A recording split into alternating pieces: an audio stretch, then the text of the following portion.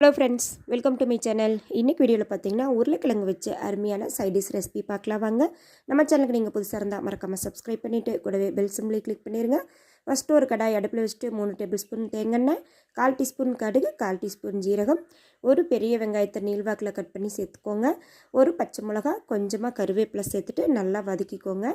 அடுப்பை மீடியம் ஃப்ளேமில் வச்சுட்டு வதக்குங்க. ஒரு பெரிய தக்காளி எடுத்து வாஷ் பண்ணிவிட்டு பொடிசாக கட் பண்ணியிருக்கிறேன். அதை இது கூட சேர்த்துட்டு நல்லா வதக்கி விட்டுறலாங்க. தக்காளி வெங்காயம் எல்லாமே ஓரளவுக்கு நல்லா வதங்கின பிறகு இது கூட தூள் வகைகள் சேர்த்துக்கலாம். இப்போ கொஞ்சமாக மஞ்சள் தூள் சேர்த்துக்கலாங்க. அது கூட ஒரு டீஸ்பூன் அளவுக்கு மல்லித்தூள், அதாவது மல்லி வீட்டில் அரைச்சிருப்போம் இல்லைங்களா, மல்லித்தூள் தனியாக சேர்த்துக்கோங்க. ஒரு டீஸ்பூன் அளவுக்கு தனி மிளகாய் தூள் காரத்துக்கு சேர்த்துக்கோங்க.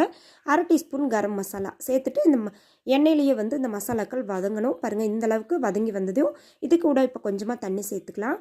தண்ணி சேர்த்துட்டு நல்லா பச்சை வாசனை போக வரைக்கும் கொதிக்கணும். கொதிச்சதே பாருங்கள், இதில் ஒரு 1/4 கிலோ அளவுக்கு சின்ன உருளைக்கிழங்கு எடுத்து உப்பு போட்டு வேக வச்சுருக்கிறேன். அதாவது நல்லா வாஷ் பண்ணிவிட்டு உப்பு சேர்த்துட்டு நல்லா வேக வச்சு எடுத்துருக்குறேங்க. தோல் எடுக்காமல் அப்படியே தோலோடையே சேர்த்துக்கலாம். தோலோடு நீங்கள் சேர்த்து செய்யும்போது பாருங்கள் ரொம்ப டேஸ்ட்டாக இருக்கும். நல்லா இந்த மசாலாவை வதக்கி விட்டுருங்க. நல்லா இந்த மசாலாவில் உருளைக்கிழங்கு பிடிச்சி வரணும். அந்த அளவுக்கு நம்ம நல்லா வதக்கி விட்டுறலாம். இப்போ பாருங்கள், கொஞ்சம் இந்த மசாலாவுக்கு மட்டும் தேவையான அளவுக்கு உப்பு சேர்த்துக்கலாம். அதாவது நம்ம ஏற்கனவே உருளைக்கிழங்குக்கு உப்பு சேர்த்துருக்குறோம். இந்த மசாலாவுக்கு மட்டும் ஒரு 1/2 டீஸ்பூன் அளவுக்கு உப்பு சேர்த்துக்கிறேங்க. உப்பு சேர்த்துட்டு நல்லா வதக்கி விட்டுருங்க. நல்லா ஒன்றோட ஒன்றா மிக்ஸ் ஆகி வரணும். இப்போ 2 பல் பூண்டு, ஒரு துண்டு இஞ்சி எடுத்து நல்லா தட்டி இருக்கிறேன். அதை இப்போ இது கூட சேர்த்துக்கலாங்க. நீங்கள் இஞ்சி பூண்டு பேஸ்ட் இருந்துன்னா மசாலா வதக்கிறப்பவே சேர்த்துக்கோங்க. இப்போ பாருங்கள், ஒரு மூடி எடுத்து தேங்காய் பால், கெட்டியான தேங்காய் பால் எடுத்துருக்கிறேன். அதை இப்போ இது கூட சேர்த்துக்கலாங்க. ஒரு மூடி தேங்காய்க்கு இது போல் 1 கப் அளவுக்கு தண்ணி வச்சுட்டு நல்லா அரைச்சிருங்க. அரைச்சி வடிகட்டி சேர்த்துக்கோங்க. இப்போ தேங்காய் பால் சேர்த்துட்டு ஒரு மூடி போட்டு ஒரு 2 நிமிஷம் அப்படியே விட்டுருங்க. நல்லா கொதிச்சு வரும்.